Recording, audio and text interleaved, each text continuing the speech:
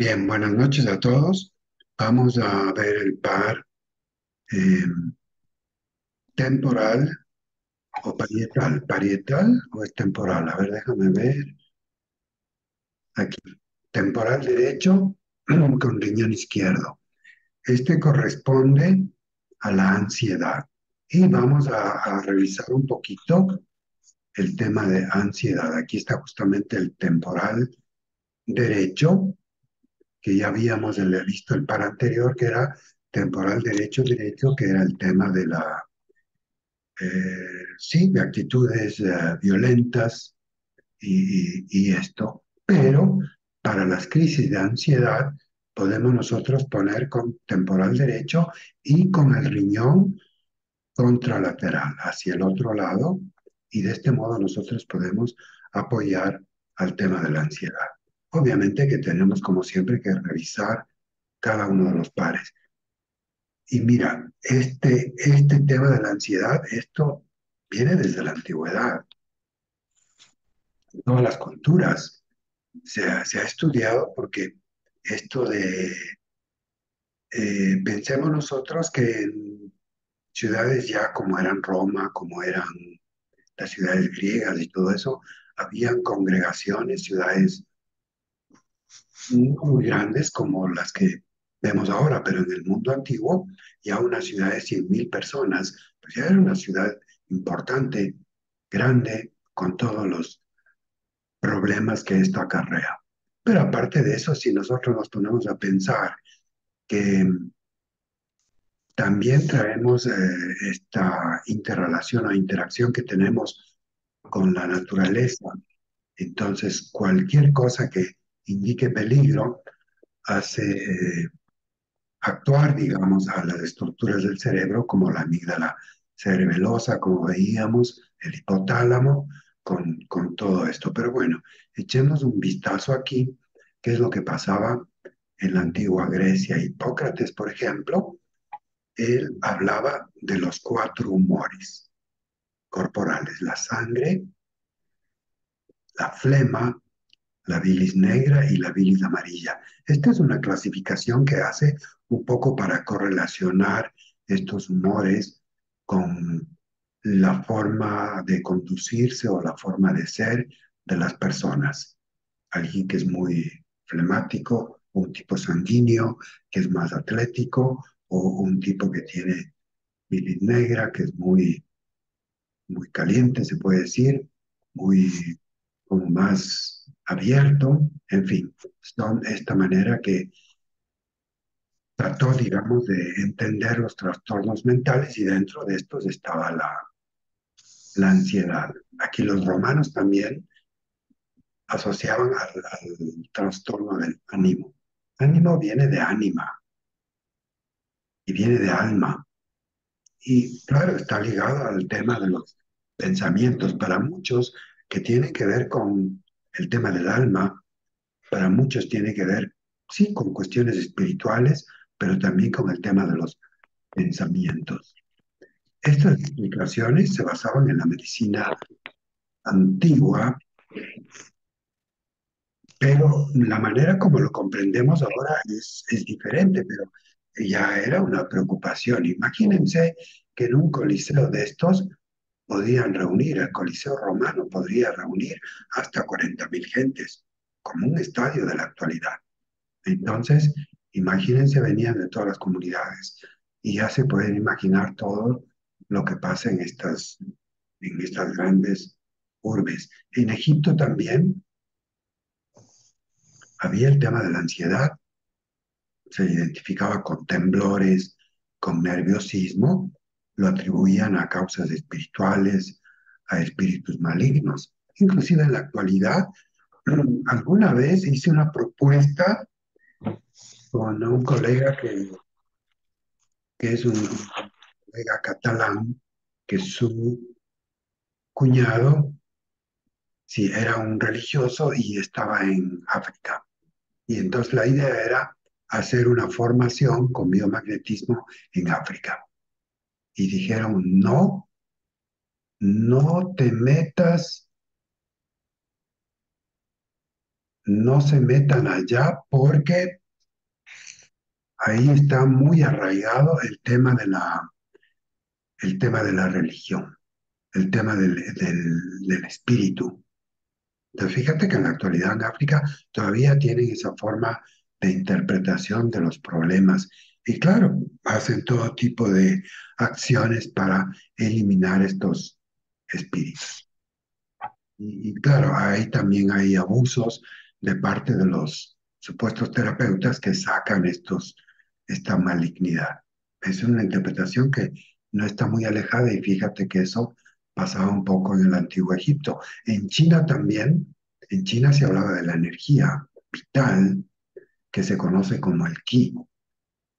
Y los médicos consideraban, mira, conectaban los factores emocionales como el estrés y la preocupación. Es decir, que este es un tema antiguo, no es solamente de la actualidad, el estrés, la preocupación como contribuyentes a los problemas de salud mental. En las civilizaciones precolombinas también, los aztecas, los mayas, también tenían sus propios conceptos de los trastornos mentales. Obviamente lo conectaban a temas espirituales. Algunas personas experimentaban miedos, preocupaciones extremas y, claro, interfería en su vida cotidiana. Ese es un tema que ya vamos a ver acá. En las civilizaciones, también aquí en Perú, en los incas, también estos desequilibrios físicos y lo atribuían a temas espirituales, siempre en cada civilización, de acuerdo a su estadio de desarrollo, de avance civilizatorio, pues tienen sus propias explicaciones. Fíjate aquí hay una epidemiología de la ansiedad, esto en la actualidad. Aquí por los colores podemos ver, fíjense cómo están de intenso aquí estos países y fíjate cómo está la parte de América del Sur, la parte de México, la parte de África, aquí estas partes, aquí sería la India, la coloración, lo que tiene que ver con estos colores quizá es menos intenso el tema de la ansiedad, pero en general, fíjense cómo van estos colores. A mí me llama mucho la atención porque puedo medir con este aparato del aura el nivel de ansiedad. Me llama mucho la atención, por ejemplo, en Ecuador, la gente está más estresada.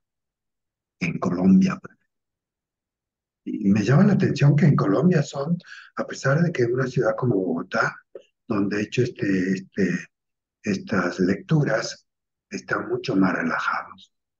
En Estados Unidos también están relajados. En Europa también, y de lo que he podido ver. Pero me llama mucho la atención lo calmados que son en este caso, la gente que está en Bogotá. No sé si bogotanos o gente que esté en Bogotá, pero me sorprende mucho eso.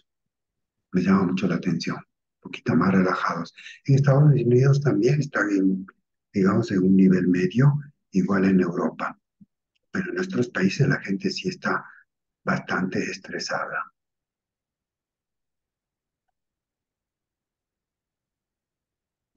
Esta parte de aquí corresponde a Rusia, esta parte de aquí sería la parte de Medio Oriente, esta es la India, y esta parte de aquí, ¿a qué correspondería? A la China. Sí, todo esto vendría a ser la China y Australia. En- Entre los factores de riesgo se habla de la genética, sin embargo, realmente para mí son los factores ambientales, problemas infantiles, traumas, estrés crónico, esto es lo que puede inclusive alterar el mismo ADN. Ya cuando tienes el problema y hay alteraciones en esta secuenciación. En definitiva, el ADN lo que hace es la lectura de las proteínas, eso es lo que hace. Cuando tú tienes un estímulo, golpea la puerta de la membrana celular, el estímulo que llega fuera de la célula va hacia el ADN y en el ADN se fabrica la proteína. Se calcula que más o menos se pueden fabricar 150.000 proteínas diferentes con esta información. Entonces, el factor ambiental, de acuerdo a los criterios modernos del doctor Bruce Lipton, por ejemplo, que habla de la epigenética. Aquí, en cuanto a las estructuras que participan en esto, tenemos lo que se conoce como neurobiología de la ansiedad. Y había señalado en la clase anterior que la neurobiología, la neurociencia vive como una época de oro por la posibilidad que hay de ver en tiempo real cómo hay las respuestas en las estructuras del cerebro.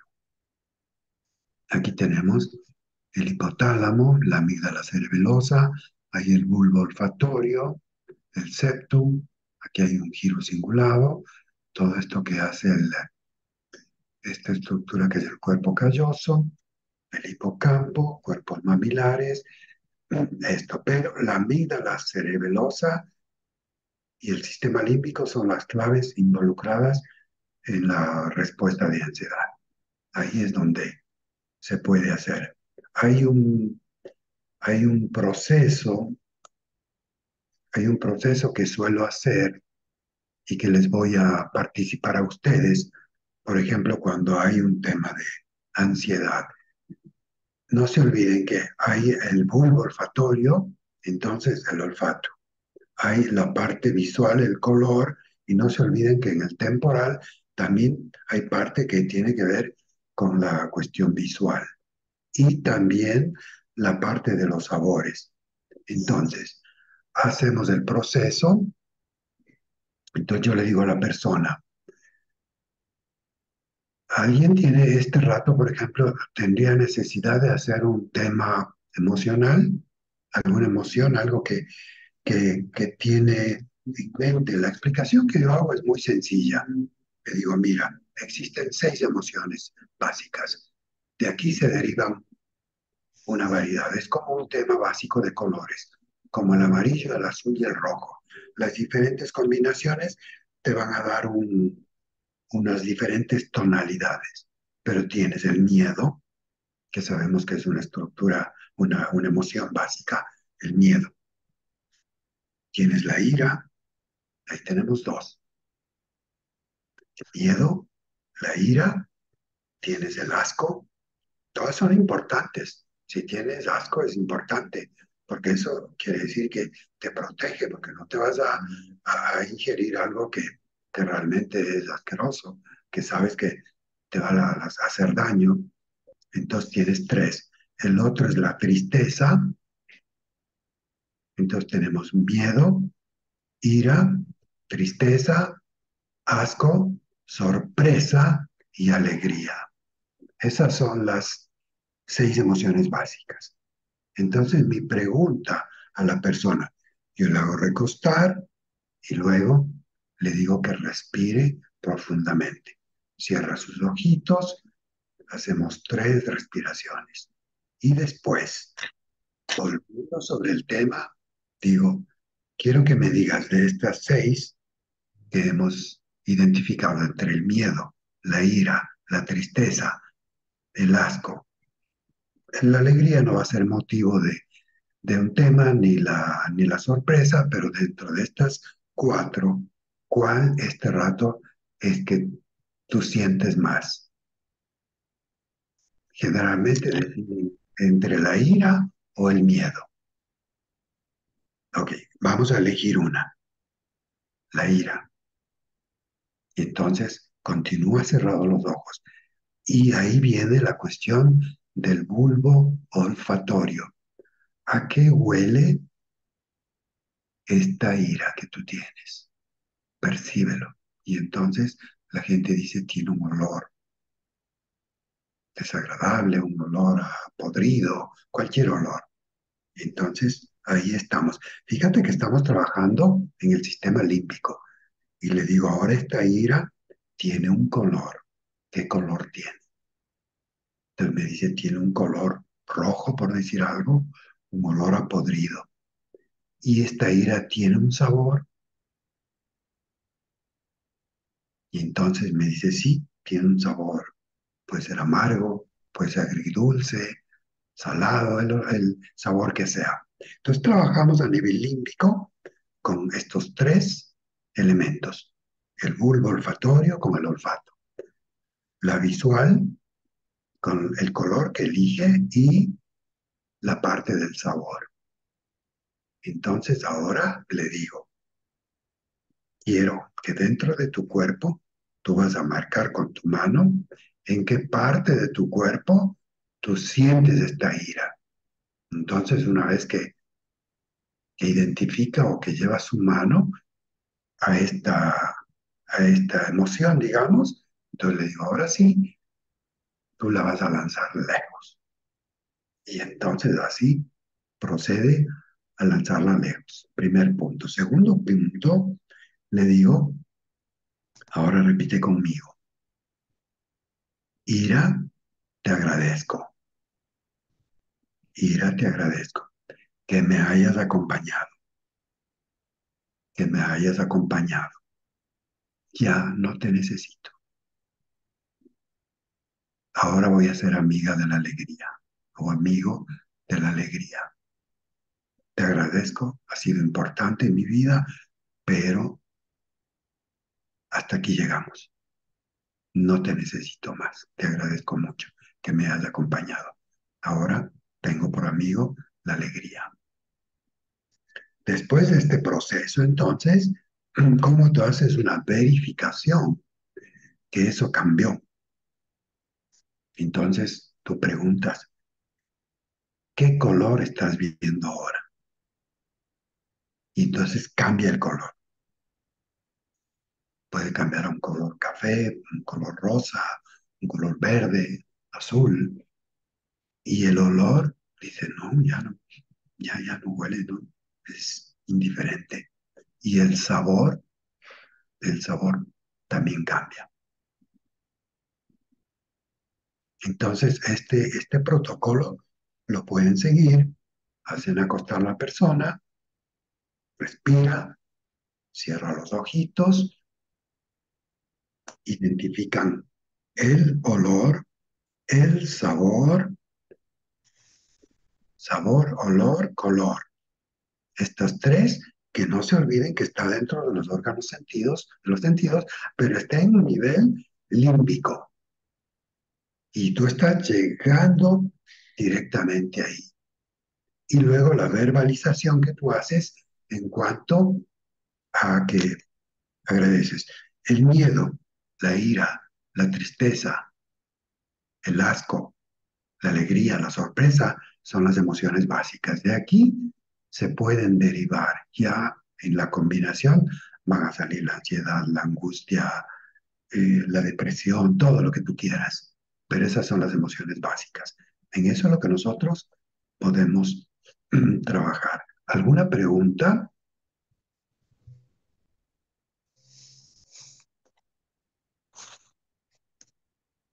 ¿Tiene alguien alguna pregunta? Sí, una pregunta, doctor. Dime. Respecto a lo que usted acaba de decir sobre la consulta que le hizo y le daba, por ejemplo, le preguntaba olor de la ira, Ajá. ¿ya? Y ella qué le contestó, ¿a qué sabía la ira? Eso varía según las personas. Ah, ya, Eso va a variar. Cada persona va a tener su propio olor, ah, su ya. propio color, su propio sabor. Mm. Pero ella le manifestó. Claro que sí. Ah, ya. O sea, esto es solamente el protocolo básico, es preguntar qué color, o sea, esta ira que tú tienes, o este miedo, o esta tristeza, o este asco, ¿qué color tiene? Entonces la Mm. persona te va a identificar el color. La idea que tú haces al hacer al final del protocolo, lo que tú preguntas es, ¿y ahora qué color miras? Entonces, esto tiene que cambiar. Ya, No sé ya. si con eso está claro. Sí, sí. Ok. Ya. Mariela, Sí, yo quería saber la parte del inconsciente en todo esto. ¿Cómo lo ve usted el inconsciente allí en esas manifestaciones de ansiedad? lo que pasa es que hay muchas cosas que nos llevan a procesos de ansiedad. El inconsciente es que está debajo del nivel consciente. Y obviamente hay cosas que la memoria las guarda.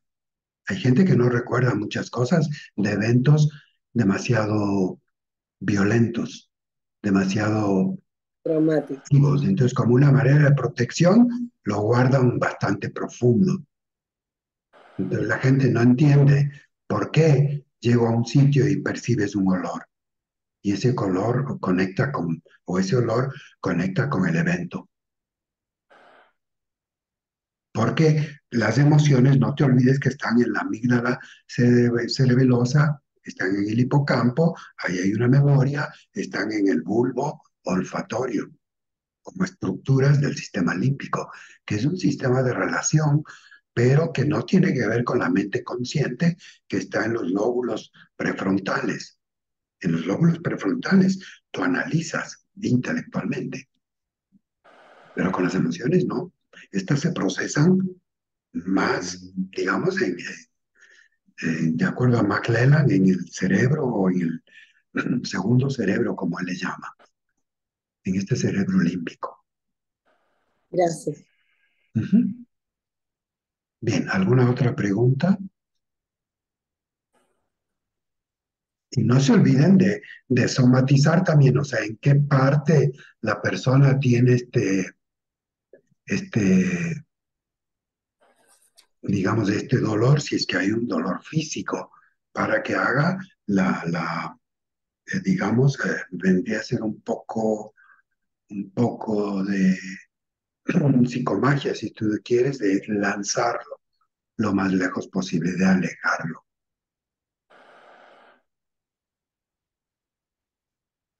Bien, ¿alguna pregunta? Eh, Perdón, doctor. Buenas Hola, noches. hola Maribel. Hola.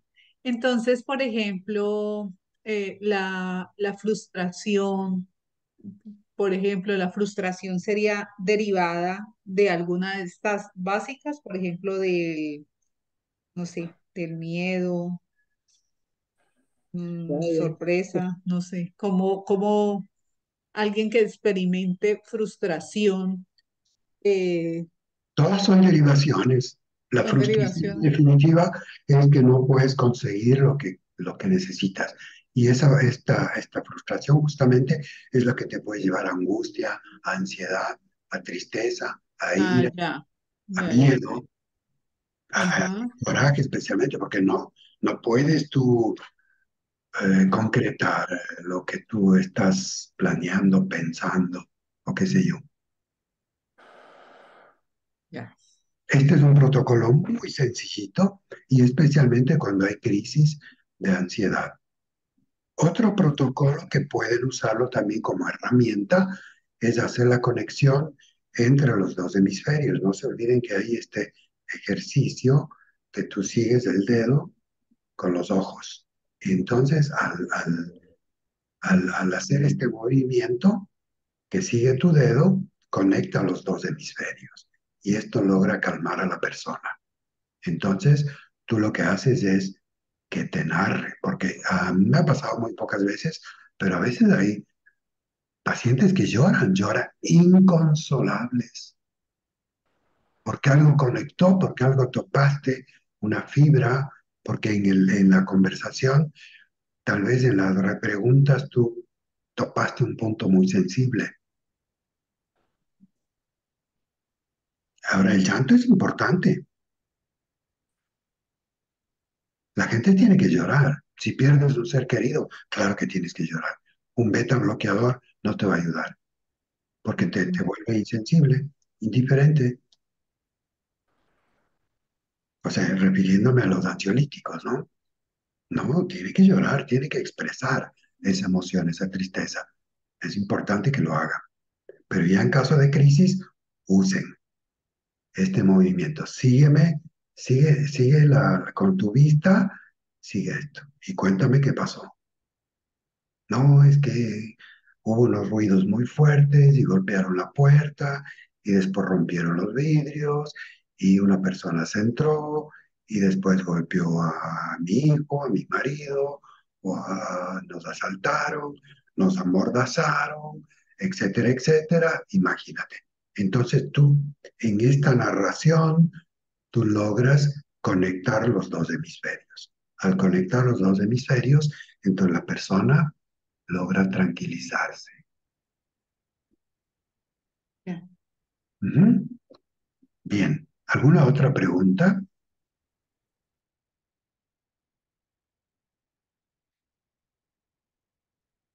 Bueno, seguimos. Entonces, con este ejercicio no se olviden que estamos trabajando aquí en el bulbo olfatorio. No se olviden que aquí procesamos 10.000 tipos de olores diferentes. Aquí en la amígdala cerebelosa, donde está el centro, donde se van a activar sustancias que producen otras áreas, pero que viene a la orden desde acá. Entonces estamos trabajando a nivel olfatorio de la amígdala cerebelosa, en el hipocampo, está en el hipotálamo, hipocampo está la memoria también, y a veces hay una memoria que el organismo lo puso muy profundo, es lo que tú estás diciendo, Mariano, se está en un nivel inconsciente.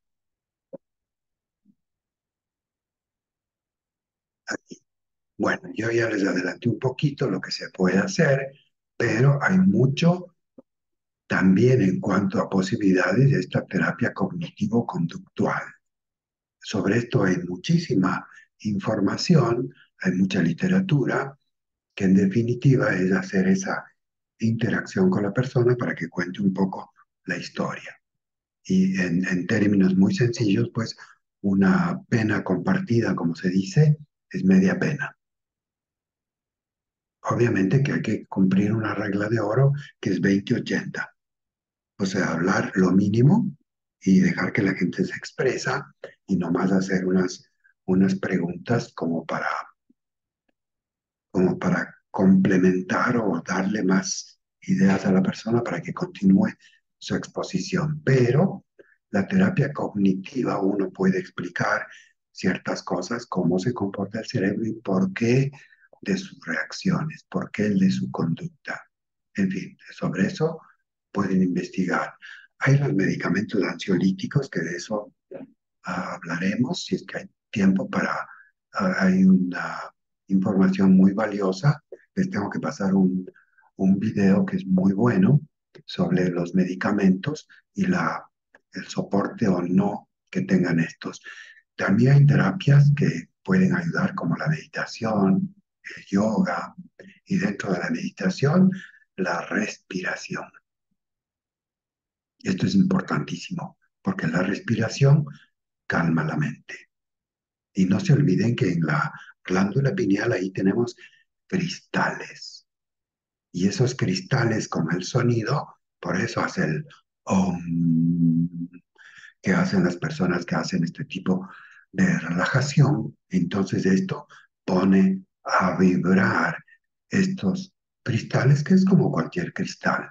Y eso lo tenemos a nivel de la glándula pineal, en donde se segrega la melanina, la melatonina también, que es la que nos lleva al descanso.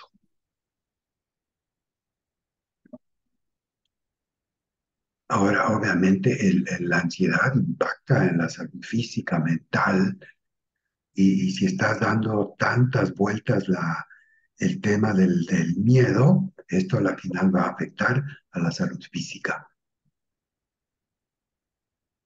Aquí hay una interrelación que no, que son prácticamente divisibles para término de estudio, pero están interrelacionados muy fuertemente la parte física, la parte emocional, la parte espiritual y la parte afectiva emocional.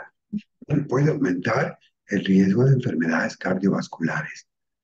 Los trastornos gastrointestinales son del orden del día. Todo eso contribuye a la depresión y no solo a la depresión, sino a otro tipo de trastornos que pueden ser de orden psiquiátrico. Entonces, fíjense cómo está conectado esto. Ahora vivimos en grandes urbes, en grandes ciudades, ciudades de 20 millones de habitantes, en donde y jóvenes que les es difícil entrar en el mercado laboral y todo eso. Entonces, es mucha situación. Lo que se activan en el caso de esto, pues son todo lo que tiene que ver con esta respuesta de miedo, respuesta de estrés, que produce determinadas sustancias. Aquí pueden haber intervenciones tempranas y prevención.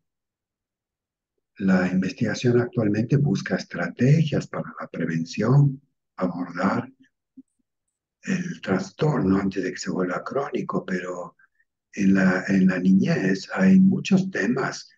Por ejemplo, hablemos de un, como son ahora estas familias que no son las tradicionales que nosotros conocíamos.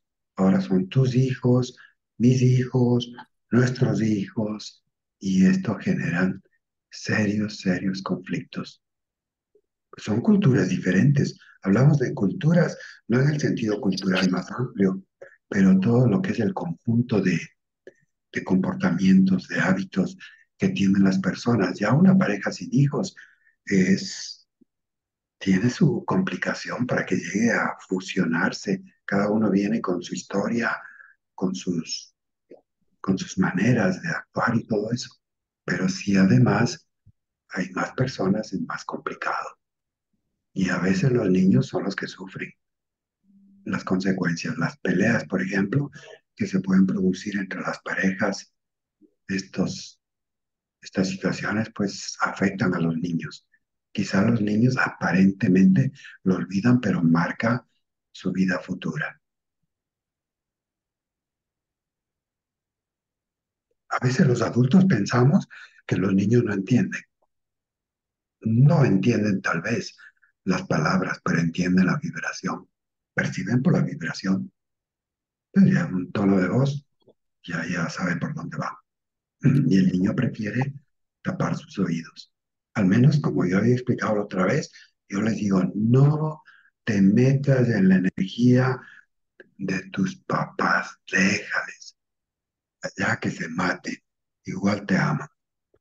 Tus papás te aman, eres todo para ellos, pero no te metas en su energía. Los adultos tienen sus problemas, son de ellos, no son tuyos, y no tienen nada que ver contigo. Pero eso hay que decírselo a los niños. Y los niños lo entienden muy bien. Cuando hay una separación, por ejemplo, no se informa a los niños. Y nosotros como terapeutas tenemos que orientar a la pareja. Y a veces ya saben que toman partido. Y lastimosamente, pues porque somos seres humanos y cometemos esos errores. Sí, que tu madre es así, no que tu padre es así. Entonces empiezas a desfigurar, empiezan a desfigurar. Lastimosamente, eso es muy humano. ¿Alguna pregunta, por favor?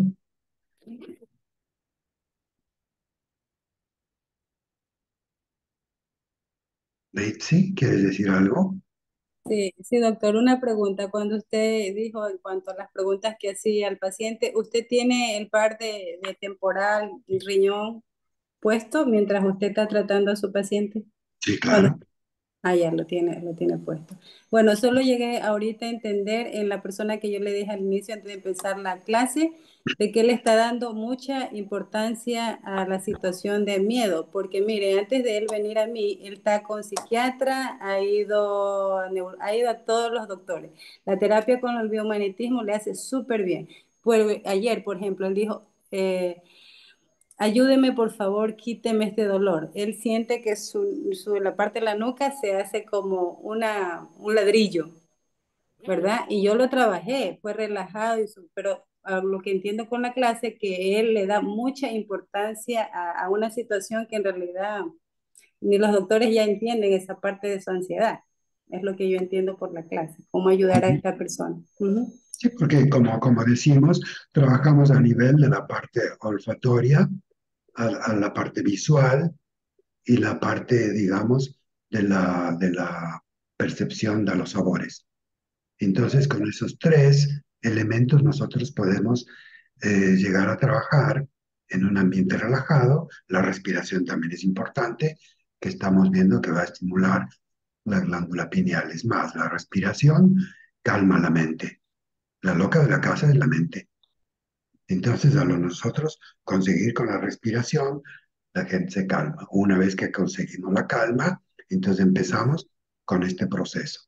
Muy tranquilo y después vamos, digamos, y ya identificamos el color, el sabor, el olor y luego vamos a la parte que tiene que ver alejar esta sensación como puede ser que tú refieres, este dolor que me da aquí, entonces ese dolor lo vamos a lanzar lejos. Y entonces la gente lo bota. Son simbolismos, pero que tienen su importancia, porque estamos trabajando a nivel límbico.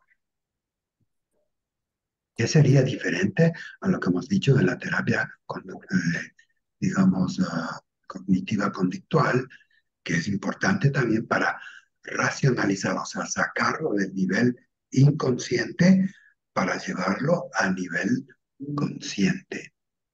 O sea, tenemos que usar todos los recursos que tenemos en la mano.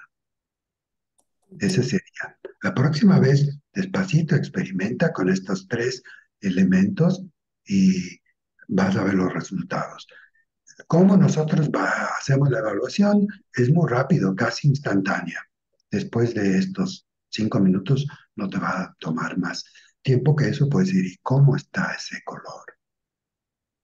Entonces ya cambió la percepción, el olor. ¿A qué huele ahora? No, dice, huele, es un olor más agradable. ¿Y cómo estaba antes? A podrido. Ujú. ¿Ya? Ok. Voy a hacerlo, doctor, voy a hacerlo. Háganlo. Gracias. Bien, vamos a continuar entonces. Bueno, y hablamos aquí de la importancia, esto con los niños, pues aquí tenemos. También hay un impacto social y económico, hay unos costos muy grandes de atención médica, pérdida de productividad laboral. Hay gente que entra en depresión, se mete en la cama y ahí se queda un par de días. O sea, es bastante serio el tema de la depresión. Obviamente,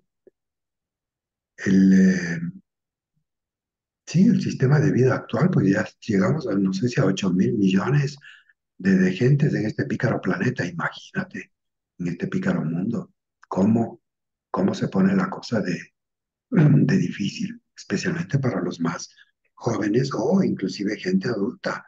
Si tú eres una persona adulta que tienes un trabajo y tienes buenos estudios y pierdes por ahora razón, por las mismas crisis que ha habido en los últimos años, pierdes un trabajo que te da un buen estatus y de pronto te caes en un hueco y ya no tienes para pagar la renta. O si vives de casa propia, pues para pagar la pensión de tus hijos. ¿Quién no entra en ansiedad? ¿Quién no entra en depresión? Por supuesto, por supuesto. Ese es el día a día de lo que vivimos. Y es un problema que ya se mira a nivel global. Fíjate aquí los colores. Aquí está Venezuela, aquí está la parte de Paraguay, está la parte de Rusia, toda la parte más acentuada al norte de África, en fin. Aquí, mira, en cuanto a los países, aquí aparecen los países por depresión y ansiedad, por los niveles que tan comunes son. Y aquí aparecen en los diferentes países.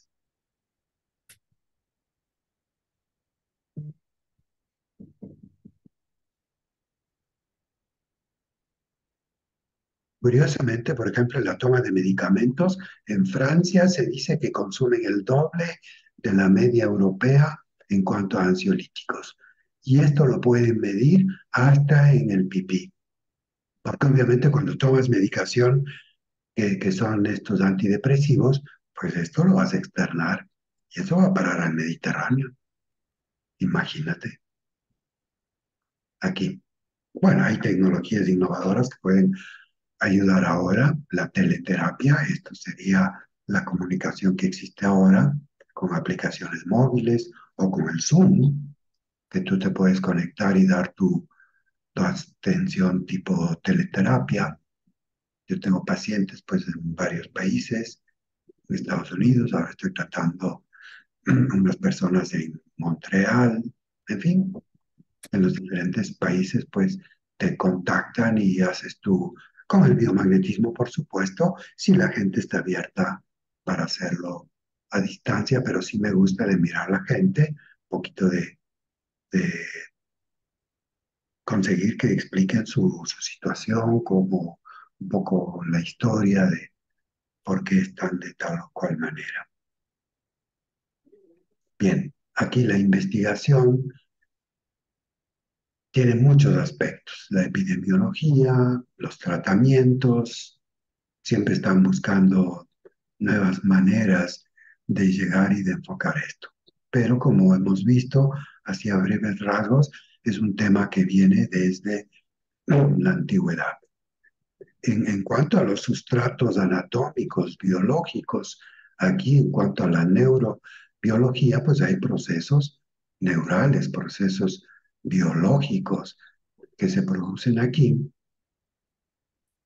Y aquí estamos estos circuitos que ya lo habíamos manifestado, como la amígdala cerebelosa, que es el centro de las emociones, el hipocampo y la corteza prefrontal, que madura hasta los 25 años. La amígdala detecta las amenazas. Y obviamente en la evolución, pues si veías un, qué sé yo, un león, un tigre, una pantera, un oso, imagínate, se activaba todo este sistema de estrés. Ahora no tenemos ese tipo de estrés, pero tenemos, qué sé yo, en las ciudades grandes, pues tenemos buses, trenes, transportes, el tráfico, etcétera. Todo eso puede exactamente desarrollar o dar la respuesta a las mismas estructuras, los mismos circuitos se activan.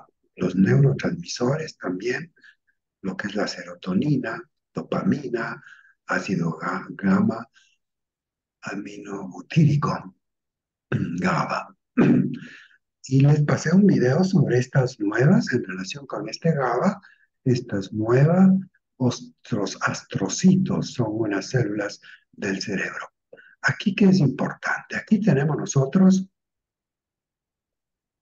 hay unos canales que tienen que, para que haya la conexión nerviosa o para que se abran las compuertas para los neurotransmisores, tiene que haber una conexión y tiene que haber una actividad eléctrica básica. Cuando esto no se produce, y aquí viene la importancia del imán, porque el imán lo que hace es justamente desencadenar o desatar la comunicación interneuronal. Aquí tenemos unos canales de calcio que tienen que abrirse. Y con los magnetos nosotros podemos ayudar. No se olviden que el magneto es electricidad pasiva. sea, mantiene, no es como que conectas, sino que ya per se el imán tiene una carga eléctrica. Por eso al estimular va a producir esta conexión.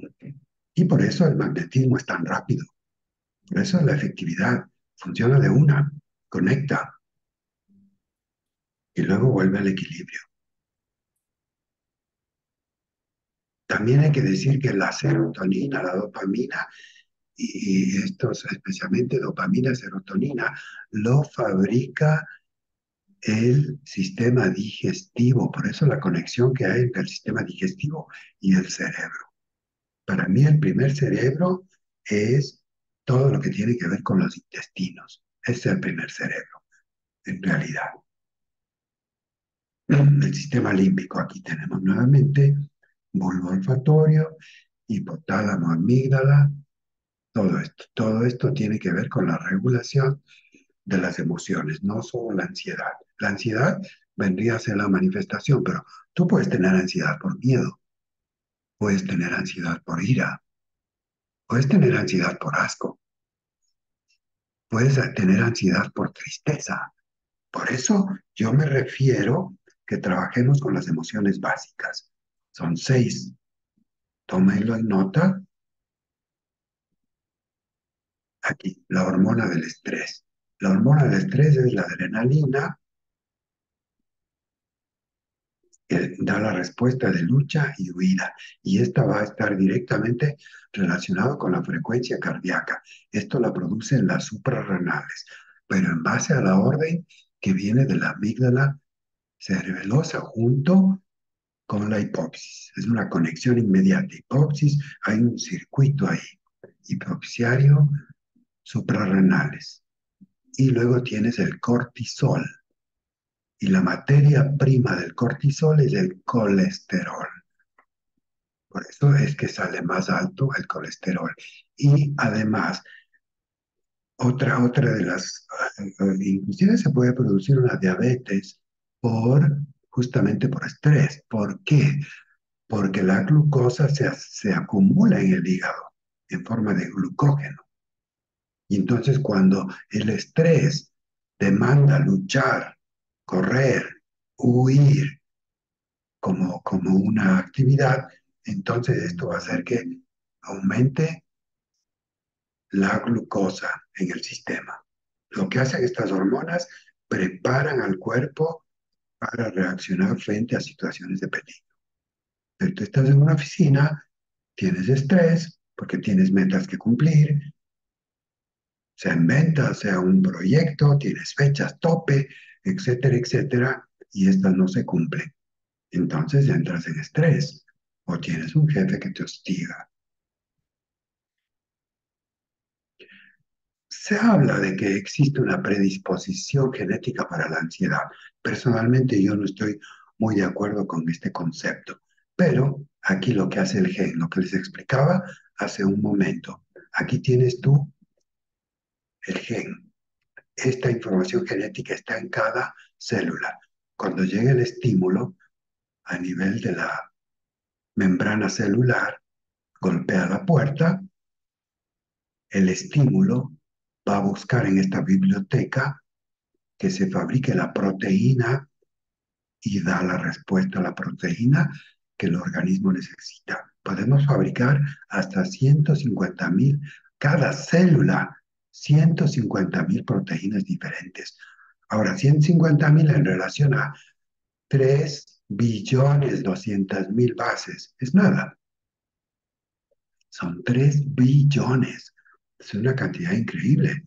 Por eso cuando hablan de las computadoras, se habla de la ingeniería inversa. Y a lo que quieren llegar los científicos es justamente a tener un sistema que pueda almacenar información tanto como tiene el ADN. Puede ser que haya ciertos genes que aumentan la vulnerabilidad, pero personalmente no comparto mucho eso. Más creo que la epigenética es el entorno lo que va a determinar la fabricación de estas proteínas. En la actualidad se habla mucho de la plasticidad cerebral. que es la capacidad del cerebro para cambiar y adaptarse. Y también esa idea, aquí tenemos una célula nerviosa típica, aquí tenemos el núcleo, aquí tenemos el cuerpo o soma, y aquí tenemos las conexiones.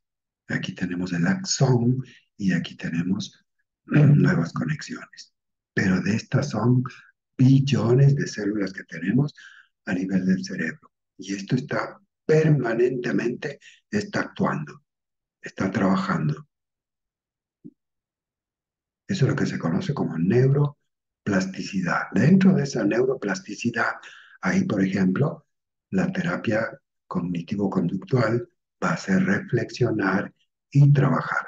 Trabajar sobre el concepto que hemos hablado de las emociones y también sobre el tema ya de los pensamientos, de las creencias. Bien, aquí tenemos medicamentos ansiolíticos como inhibidores selectivos de recaptación de serotonina. Es decir, aquí lo que se trata es de recaptar serotonina a través de estos benzodiazepinas para reducir la ansiedad. Pero sobre esto prácticamente ya no, no, no avanzamos, pero les voy a pasar un video muy interesante sobre el tema justamente de los poquito de lo que hemos hablado, pero enfocado al tema de si es conveniente o no es conveniente, o si se ponen de acuerdo o no los científicos para el tema de la medicación. Bueno, ahí tenemos, bueno, aquí he incluido un cerebro humano, un cerebro de un elefante, un cerebro de un delfín, de un gorila, de un perro, de un gato. Y todos tenemos las mismas estructuras. Compartimos. Aquí rápidamente solamente les voy a mostrar el inicio de esto y luego los voy a pasar a sus.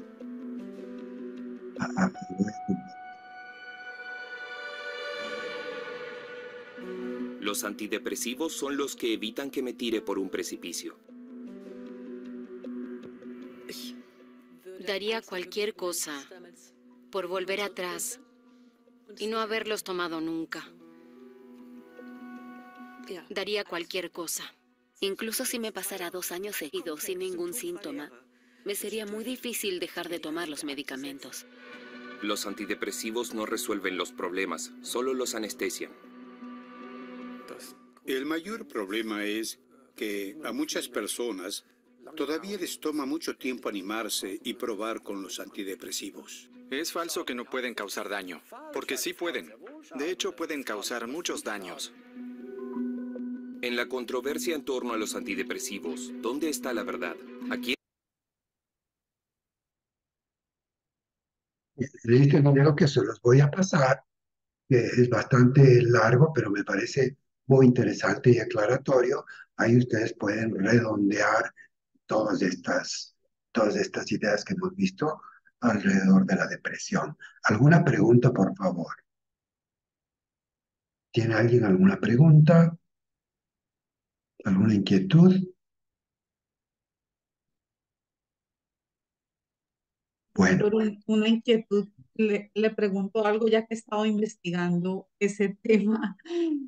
De pronto hay algún vínculo, digamos que al estar el cabello, pues parece no tener relación aquí, pero pues bueno, un paréntesis. Al estar el cabello en nuestra cabeza, ¿hay alguna, digamos, alguna evidencia de que el tema de las emociones alteren el estado del cabello?